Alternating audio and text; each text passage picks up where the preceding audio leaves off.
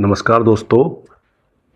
आज की कहानी हमारी है ईमानदार चोर। आप लोग कहेंगे चोर और ईमानदार, बड़ी अतिशयोक्ति है, लेकिन हमारी कहानी असली में आज है एक ईमानदार चोर की। सारा परिवार शादी की तैयारी में व्यस्त था, क्योंकि ठीक एक महीने बाद घर में बिटिया की शादी थी।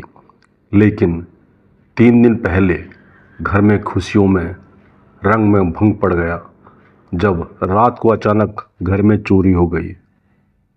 चोर दुल्हन का सारा जेवरात, घर की नकदी चोरी कर ले गए। कल रात को जब सब लोग सो गए, बातें करते करते चिंताग्रस्त थे, कब नींद लग गई पता नहीं चला। हर रोज़ की तरह अलार्म की आवाज़ के साथ पुष्पा की माँ जाग उठती थी, लेकिन आज अलार्म की आवाज़ के बाद भी वह बिस्तर से नहीं उठी। नींद तो खुल गई थी, परंतु चोरी की घटना से घर के गमगीन माहौल में बिस्तर से उठने को बिल्कुल हिम्मत नहीं हुई। थोड़ी देर लेटे लेटे जब बेचैनी होने लगी तो बेमन से बिस्तर से उठी। स्टोव पर चाय पानी रखने के बाद बोझिल कदमों से अखबार लेने के लिए दरवाजे की तरफ चल दी। फर्श पर अखबार उठाते ही वह चौंक गई। पास ही एक सफ़ेद रंग का लिफाफा पड़ा था। लिफाफे पर लिखा था, सिर्फ अंकल जी को मिले।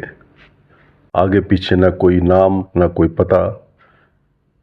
लिफाफे पर डाकघर की कोई भी सील नहीं थी।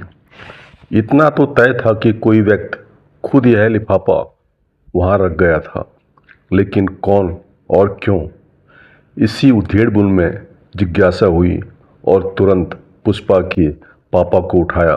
कहा, ऐ जी सुनते हो, किसी ने ये चिट्ठी रखी है गेट पर।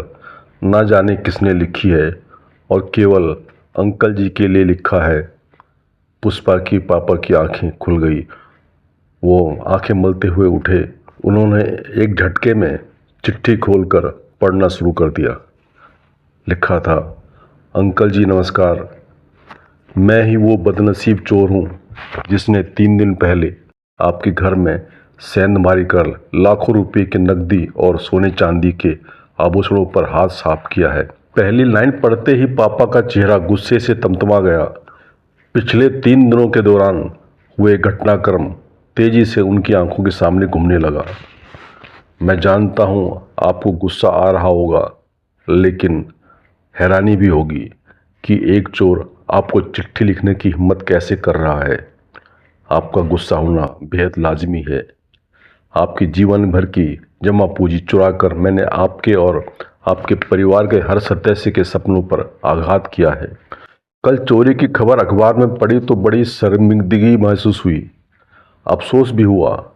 ऐसा लगा मानो जिस बहन की शादी का सपना मैं बरसों से देख रहा था, आज उसी बहन का नया संसार बसने से पहले मैंने खुद उसे उजाड़ दिया है।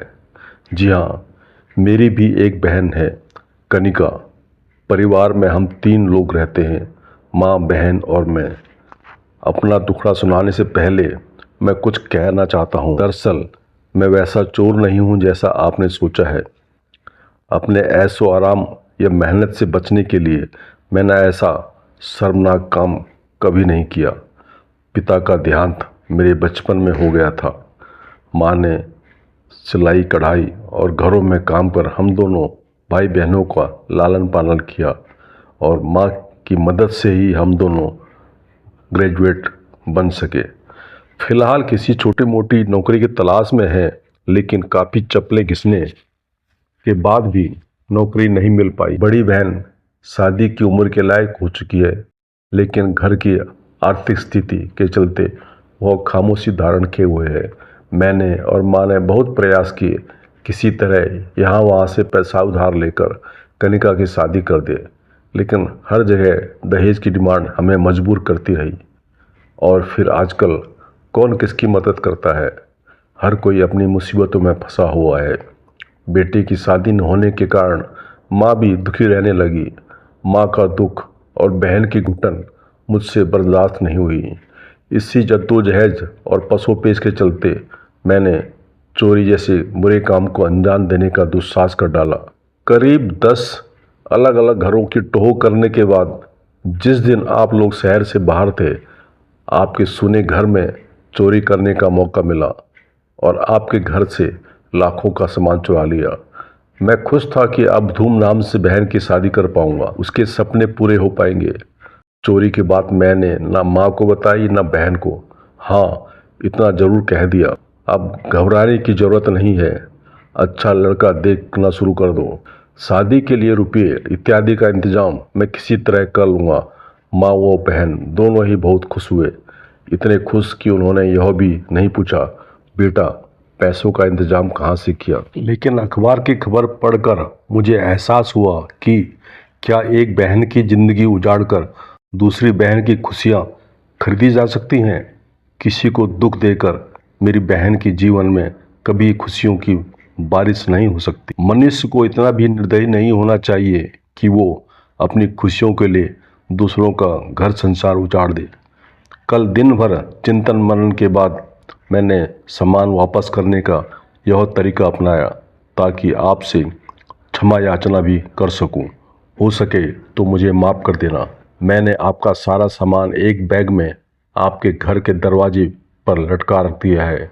जब तक आप सामान ले नहीं लेते मेरी उस पर नज़र बनी रहेगी ताकि कोई और सामान न चुरा ले। एक साथ कई तरह के भाव पुष्पा की माँ और पापा के चेहरे पर आने लगे। चिट्ठी हाथ में दबाए वह तेजी से दरवाजे की तरफ भागे।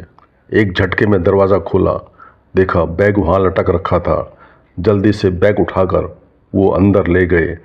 बैग एकदम से मेज पर पलट दिया। नोटों की गड्डियाँ सभी और एक एक जेवर सही सलामत थे। उनकी आंखों में आंसू और होंठों पर मुस्कुराहट थिरक उठी। पुष्पा की माँ खुशी के मारे रोने लगी और पुष्पा के पापा से चिपट गई। फिर जोर से चिल्लाई, पुष्पा उठो, हमारी खुशियाँ लौट आई हैं, खोए हुए पैसे वापस आ गए हैं। बच्चे हड़बड़ा कर उठे और खुशी के मारे सबकी आंखों में आंसू छलक आए। फिर अचानक उस चिट्ठी का ख्याल आया और एक बार फिर अचानक वह दरवाजे की ओर भागे। दरवाज़ा खोलकर उसने चारों तरफ नज़र फिराई। देखा सुबह सुबह सूनी सड़क पर कोई भी नहीं था। चिट्ठी अभी पूरी नहीं पड़ी थी। आगे लिखा था, आपकी अमानत आपको वापस मिल गई है। मैं चाहता हूं कि आप पुलिस में दर्ज रिपोर्ट को वापस ले लें ताकि मैं पूरी तरह बेफिक्र होकर अपनी माँ और बहन की सेवा कर सकूं, उनका सहारा बन सकूं। आपकी परेशानी के लिए दोनों हाथ जोड़कर क्षमा प्रार्थी हूं। नमस्कार। सभी ने भगवान का लाख लाख शुक्र अदा किया और ईमानदार चोर को उसकी इंसानियत पर दिल से क्षमा कर दिया। साथ ही अपना खोया हुआ सामान वापस मिलने की जानकारी पुलिस को देकर अपनी रिपोर्ट भी वापस ले ली। आशा है आपको कहानी अच्छी लगी होगी। यदि अच्छी लगी तो कृपया लाइक करें, दोस्तों को शेयर करें और अपने चैनल को सब्सक्राइब करें। आपका बहुत बहुत धन्यवाद। नमस्कार।